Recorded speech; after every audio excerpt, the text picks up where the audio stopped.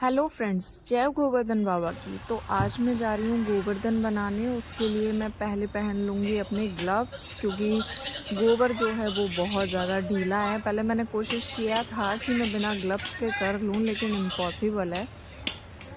तो जैसा कि आपको दिख रहा होगा कि ये हैं डॉक्टर वाले ग्लव्स। तो मेरे हस्बैंड इसमें हेल्प करेंगे मुझे पहनाने में, क्योंकि ये इतने चिपक जाते हैं ना। उसके बाद में जो जगह है जहाँ मैं बनाने वाली हूँ गोवर्धन, वहाँ ना मैं क्लीन कर लूँगी जगह को। और टाइल पे बाद में स्पॉट रह जाते हैं, तो वो स्पॉट ना रहे उसके लिए मैं पहले बिछा लूँगी एक पॉलीथिन। फिर उसके बाद में गोबर तो पहले ही ले आए थे, तो उसके बाद में मैं करूँगी इसको स्टार्ट बनाना। बनाने के लिए तो इनको भी बिठाया था कि चलो साथ में बनाएंगे, लेकिन ये सिर्फ मुझे इंस्ट्रक्शन दे रहे हैं और कुछ नहीं। और यहाँ पे मोक्ष ने एक ग्लव्स ले लिया है, उस ग्लव में हवा भर के और बलून बना के खेल रहा है। और ये देखिए, ये मुझे सिर्फ बता रहे हैं, एक हाथ टच नहीं किया इन्होंने। बुलाया तो इसी के लिए था कि साथ में बनाएंगे। सुबह सुबह मम्मी जब दूध लेने जाती हैं तो थोड़ा और अर्ली मॉर्निंग उठ के वो ताज़ा गाय का जो गोबर है वो लेकर आई हैं। बस हो गया। जैसा कि आप लोग फोटो वीडियोस में देखते होंगे, भगवान कृष्ण की जो मूर्ति है वो खड़े होकर है, वैसा ही मैं कुछ ट्राई करने वाली हूँ। ये मैं फर्स्ट टाइम ट्राई करने वाली हूँ, तो आई डोंट नो कितना अच्छा और कितना बुरा बनेगा, लेकिन जैसा भी है मैं ट्राई कर रही हूँ। आई होप कि अच्छा बने, और आप लोग बताइएगा कि मैं कैसा बना रही हूँ।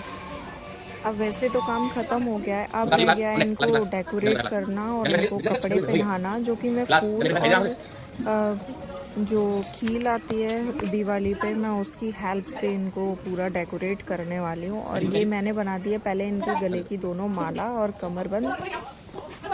और ये मैं इतना कूड़ा मचाया है कि क्या ही बताऊँ। फूलों का काम तो चलो जल्दी जल्दी हो जाता है, लेकिन थोड़ा जो महीन काम है वो है ये लाई को लगाना, पूरे उनके कपड़े बनाना, मतलब डेकोरेट करना। तो अब मैं इनको बुला रही हूँ कि अब तो आ जाओ, ये इसमें तो एटलीस्ट कर ही सकते हो। देन तब जाके आए हैं, और फिर उसमें भी इधर उधर घूम रहे हैं, मतलब करने से कोई मतलब नहीं है भाई। चलो अब जैसे तैसे उठ के आ तो गए हैं। आई होप स्टार्ट तो करेंगे। हाँ, किया है ना, थोड़ा बहुत तो काम करवाया है ये जो डेकोरेशन का है, क्योंकि ये बहुत टाइम लग रहा था इसमें। तो लगा होगा, फील हुआ होगा कि चलो थोड़ा तो हाथ लगा ही देता हूँ, नाम तो कर ही देता हूँ। तो बस ये आ गए मेरे पास, अगर लगवाने लगे। मैंने तो वैसे ये डायरेक्ट बनाया है, लेकिन अगर जिस किसी को नहीं आता है तो वो पहले पेपर पे ड्रॉ करके या फिर आउटलाइन एंड ऑल करके बना भी सकते हैं। काफ़ी तरीके हैं इनको बनाने के, इजीली बनाने के एक्चुअली। वैसे हमारे यहाँ ना आज के दिन पूड़ी और अन्नकूट बनता है, उससे इनका पूजन होता है। आई थिंक सब लोगों के यहाँ अलग अलग तरीके से होता है। किसी के यहाँ कड़ी चावल बाजरा बनता है, किसी के यहाँ कुछ, किसी के यहाँ कुछ।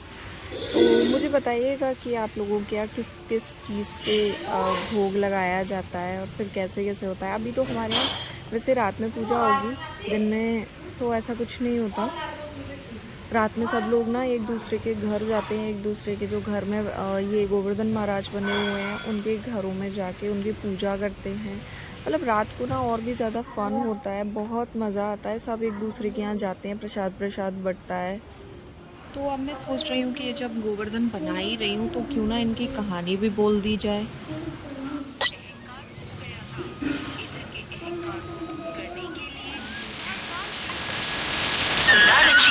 एक दिन भगवान श्री कृष्ण ने देखा कि पूरे ब्रज में तरह तरह के पकवान बनाए जा रहे हैं और सभी ब्रजवासी किसी पूजा की तैयारी में जुटे हुए हैं।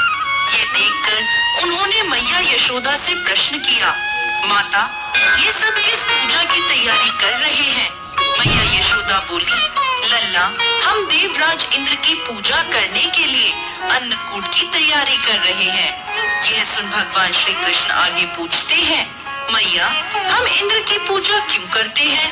माता यशोदा ने उत्तर दिया, हम इंद्र की पूजा करेंगे तो अच्छी वर्षा होगी, यदि अच्छी वर्षा होगी तो अच्छी पैदावार होगी, जिससे हमारी गैया को अच्छा भोजन मिलेगा। यह सुन भगवान श्री कृष्ण ने इंद्र की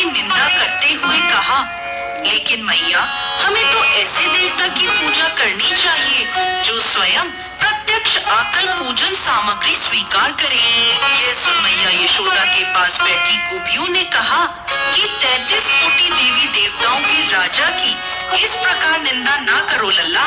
यह सुन भगवान श्री कृष्ण कहते हैं, इंद्र में क्या शक्ति है जो वो हमारी रक्षा करेगा। इंद्र से ज्यादा शक्तिशाली तो यह गोवर्धन पर्वत है जो वर्षा का मूल कारण है। हमें गोवर्धन पर्वत की पूजा करनी चाहिए जहाँ हमारी गैया चलती है। इंद्र देव तो कभी दर्शन भी नहीं देते और यदि उनकी पूजा ना करो तो वह क्रोधित हो जाते हैं। ऐसे अहंकारी की पूजा कदाचित नहीं करनी चाहिए। तभी नंद जी वहाँ आ गए और पूछने लगे, इंद्र की पूजा करने से वर्षा होगी और हमें लाभ होगा, गोवर्धन की पूजा करने से क्या होगा। तब भगवान श्री कृष्ण ने उत्तर दिया, हमारी गैया गोवर्धन पर्वत पर चढ़ने जाती है। गोप गोपिकाओं के आजीविका का एकमात्र साधन गोवर्धन पर्वत है। यह सुनकर सभी लोग बहुत प्रभावित हुए और सभी ने मिलकर इंद्रदेव की जगह भगवान श्री कृष्ण द्वारा बताई गई विधि से गोवर्धन पर्वत की पूजा अर्चना करी।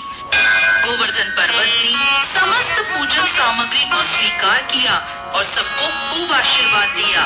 तभी नारद मुनि इंद्र महोत्सव देखने की इच्छा से ब्रज में आए। वहाँ ग्वालों ने उन्हें बताया कि इस वर्ष से श्री कृष्ण की आज्ञा अनुसार इंद्र महोत्सव बंद कर दिया है और अब सभी ब्रजवासी गोवर्धन पूजन करेंगे। यह सुनते ही नारद मुनि उल्टे पांव इंद्र के दरबार में पहुँचे और बोले, हे देवराज, आप अपने महल में सुख की नींद ले रहे हैं, उधर ब्रज में आपकी पूजा समाप्त करके गोवर्धन पर्वत की पूजा हो रही है। ये सुनते ही देवराज इंद्र को क्रोध आ गया। उन्होंने इसे अपना अपमान समझा और जोरों की वर्षा शुरू कर दी। भयभीत होकर सभी ब्रजवासी भगवान श्री कृष्ण की शरण में गए। तब भगवान श्री कृष्ण ने सभी को गोवर्धन पर्वत की शरण में जाने को कहा। सभी ब्रजवासी अपनी गैया और बछड़ों के साथ गोवर्धन की तराई में पहुँचे। वहाँ भगवान श्री कृष्ण ने गोवर्धन पर्वत को अपनी कनिष्ठ उंगली पर उठा लिया। यह देख इंद्र को और क्रोध आया और उन्होंने मूसलाधार वर्षा शुरू कर दी। भगवान श्री कृष्ण ने सुदर्शन चक्र को आदेश दिया कि वह पर्वत के ऊपर जाकर वर्षा की गति नियंत्रित करे और शेषनाग से कहा कि वह पानी को पर्वत की ओर आने से रोके। इंद्र लगातार 7 दिनों तक मूसलाधार वर्षा करते रहे और सभी ब्रजवासी गोवर्धन पर्वत की छाया में सुख पूर्वक रहे। यह सब देखकर इंद्र को शंका हुई कि उनका मुकाबला करने वाला कोई साधारण मनुष्य नहीं हो सकता। तभी ब्रह्मा जी वहाँ प्रकट हुए और इंद्रदेव से बोले, हे इंद्रदेव, आप जिस बालक को परास्त करने की कोशिश कर रहे हैं वो और कोई नहीं, भगवान श्री हरि विष्णु का अंश है और पूर्ण पुरुषोत्तम नारायण है। यह सुनकर देवराज इंद्र ने भगवान श्री कृष्ण से अपने भूल की क्षमा मांगी। इसके बाद उन्होंने भगवान श्री कृष्ण की पूजा करी। इसी दिन से गोवर्धन पर्वत की पूजा की जाने लगी। जय श्री कृष्ण। तो ये थी गोवर्धन महाराज की कहानी। कैसी लगी आपको? अच्छी ही लगी होगी यार, ये कहानी के बारे में भी क्या ही पूछ रही हूँ मैं भी। उसके बाद ऑलमोस्ट मेरे जो गोवर्धन भगवान हैं वो कंप्लीट हो ही चुके हैं। थोड़ा बहुत ही बस ये फूल वूल लगाना बाकी है। उसके बाद में मोक्ष ने भी मेरी हेल्प बहुत कराई। उसने भी आउटलाइन जो ड्रॉ की थी वो भी पूरा मतलब अच्छे से फूल उसमें लगवाए हैं। तो वैसे इस बार ना दिवाली का कंफ्यूजन था कि एक दिन पहले बनाएं या एक दिन बाद में बनाएं। तो गोवर्धन का भी कंफ्यूजन है लोगों का, किसी ने कल ही बना लिया है और किसी के यहाँ आज बन रहे हैं। जैसे कि मेरे यहाँ आज बन रहे हैं, आप लोगों के यहाँ पता नहीं कब बने हैं या बनेंगे। फाइनली कंप्लीट हो गए हैं और मैं यहाँ से क्लीन कर देती हूँ जो मोक्ष ने गंदगी मचाई है सारी। तो लाइक करें, सब्सक्राइब करें और देखते रहिए मेरे चैनल पे मेरी वीडियोस और कमेंट करना बिल्कुल ना भूलें। चलो अब सफाई वफाई तो बाद में होती रहेगी, मैं आपको दिखा देती हूँ अपने गोवर्धन महाराज का फाइनल लुक। वैसे मैं कहना भूल गई, जय हो गोवर्धन बाबा की। तो ये है फाइनल लुक, ये कैसा लगा कमेंट करिएगा। तब तक के लिए नेक्स्ट वीडियो में मिलते हैं, टाटा बाय बाय।